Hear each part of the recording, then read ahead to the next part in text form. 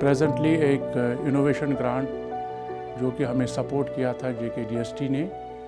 जो कि हमारा मकसद उसमें ये था कि हम एक nano based silkworm artificial dye develop करेंगे, क्योंकि हमें काफ़ी डिफ़िकल्टीज़ का सामना करना पड़ता था, जो कि यहाँ पर ऑफ सीज़न में हम सिलिकवॉर्म रेयरिंग नहीं कर सकते थे। और उसके साथ में इसके लिए जो हमें अर्ली सिलिकवॉर्म रेयरिंग करने के लिए हमें ज़रूरत पड़ती है चॉकी मलबरी गार्डन्स की, वो हमें कश्मीर में एस्टेब्लिश नहीं है, जिसकी वजह से हम जो हमारी क्वालिटी है और प्रोडक्शन अचीव नहीं कर सकते हैं, हम पहुंच नहीं सकते हैं कि जो हमारा नेशनल टारगेट है, तो उससे पीछे हम रहते हैं, क्योंकि हमारा खाली प्रोडक्शन 29 kg पर 100 DFL होता है, जबकि वही मोर देन 50 kg पर 100 DFL हमारा यील्ड आना चाहिए। तो उस टारगेट को अचीव करने के लिए हमने सोचा कि हम एक आर्टिफिशियल डाइट को डिज़ाइन करेंगे और उस आर्टिफिशियल डाइट में हम प्रॉपर न्यूट्रिशन का सपोर्ट दे देंगे इन सिलिकवॉर्म को, जो कि यंग एज में हम उनको तैयार करेंगे हेल्दी वर्म्स। फिर बाद में उसको हम लार्ज स्केल में मलबरी लीफ पे भी रियर कर सकते हैं, और साथ में जो हमारे ऑफ सीजन्स होते हैं, जैसे कि मतलब विंटर में आने वाले मंथ्स, ऑटम मंथ्स या विंटर के मंथ, जब हमें मलबरी लीफ अवेलेबल नहीं होता है, तो उस टाइम पर हम इसी आर्टिफिशियल डाइट के ज़रिए से पूरा सिलिकवॉर्म जो हमारी रेयरिंग है वो इसी आर्टिफिशियल डाइट पे कंप्लीट कर सकते हैं, जो कि हमें लेबॉर्ट्रीज़ में जो अगर हम क्रॉप इम्प्रूवमेंट में किसी ब्रीड के ऊपर काम करते हैं कि हम नया ब्रीड डेवलप करना चाहते हैं या किसी हाइब्रिड को डेवलप करना चाहते हैं, तो उसके लिए हमें जनरेशन्स की ज़रूरत पड़ती है। तो उन जनरेशन्स को कवर करने के लिए हमें मलबरी लीफ की ज़रूरत पड़ती थी। तो अब मलबरी लीफ जब ऑफ सीज़न में अवेलेबल नहीं होगा, तो हम रिस्ट्रिक्ट होते हैं, खाली 2 से लेकर मतलब 3 मैक्सिमम रेयरिंग यहाँ पर पॉसिबल है, लेकिन फील्ड में खाली एक ही रेयरिंग होती है कि उसको हम कैसे आगे बढ़ाएंगे, कि मल्टीपल क्रॉपिंग सिस्टम हम कैसे लाएंगे सेरीकल्चर में। तो उसके लिए हमने आर्टिफिशियल डाइट के लिए सोचा है,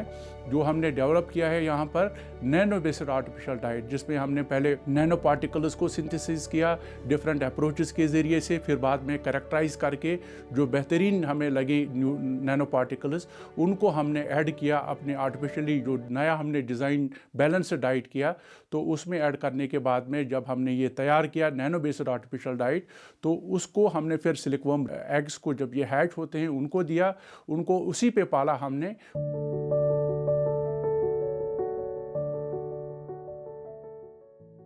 कोई मलबरी लीफ हमने फ्रेश इस पे यूज़ नहीं किया। हमने ये रियरिंग नवंबर के एंड महीने में की। आज दिसंबर चल रहा है, तो दिसंबर में आज हम कोकून्स को हार्वेस्ट कर रहे हैं। आज हमारा हार्वेस्टिंग सीज़न है, जो कि मुमकिन ही नहीं है, और इस काम को हमने पहली बार कश्मीर में स्टार्ट किया है।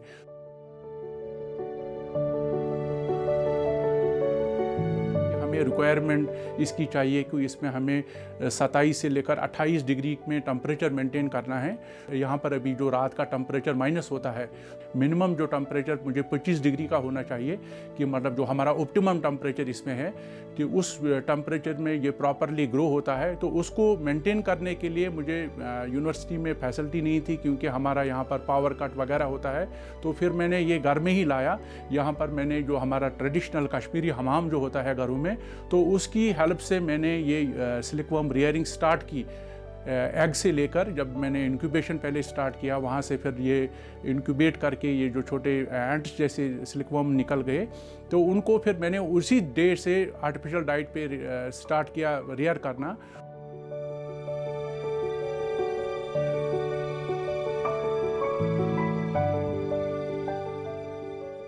इस पे काफ़ी डिफ़िकल्टीज़ का सामना करना पड़ा, लेकिन मुझे अपनी डिपार्टमेंट से, यूनिवर्सिटी से काफ़ी सपोर्ट मिला ये करने के लिए, कि पहले ही मुझे अपने यूनिवर्सिटी से भेजा गया ओवरसीज़ फैकल्टी इम्प्रूवमेंट प्रोग्राम में। मैं जापान में गया, इसमें मतलब इस फील्ड में जो एडवांस ट्रेनिंग है उसको हासिल करने के लिए। जो हमारा यहाँ पर एक national agriculture higher education project हमारी यूनिवर्सिटी में चल रहा है, उसके ज़रिए से मुझे ओवरसीज़ फैकल्टी प्रोग्राम में जापान जाने का मौका आया। तो वहाँ पर मैंने सीखा कि लेटेस्ट जो हमारी टेक्नोलॉजीज़ है नैनो पार्टिकल सिंथेसिस करने के लिए, वो मैंने टेक्निक सीखी, उनको करेक्टराइज़ करना, फिर बाद में उनको कैसे हम यूज़ करेंगे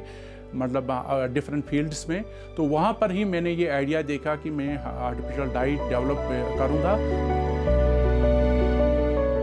हमारा एक अवेलेबल आर्टिफिशियल डाइट था कि जो ऑलरेडी पेटेंटेड था, तो उसको मैंने यूज़ किया एज अ कंट्रोल। उसके साथ में मतलब improved artificial diet with the help of nano particles मैंने डिज़ाइन किया, तो जिसने मुझे कंपेयर में काफ़ी अच्छा रिजल्ट, एनकरेजिंग रिजल्ट दिखाया। इसी आर्टिफिशियल डाइट के बेस पे हम सिल्कवर्म को दोबारा रेयरिंग करेंगे। तो हमें उम्मीद है कि मतलब आने वाले वक्त में हम यूनिवर्सिटी की हेल्प से कि फार्मर्स को या डेवलपमेंट डिपार्टमेंट को ये आर्टिफिशियल डाइट प्रोवाइड करेंगे, जिसके ज़रिए से हमारे कश्मीर में जो ये हेरिटेज है सेरीकल्चर इंडस्ट्री की, ये हम रिवाइव कर सके।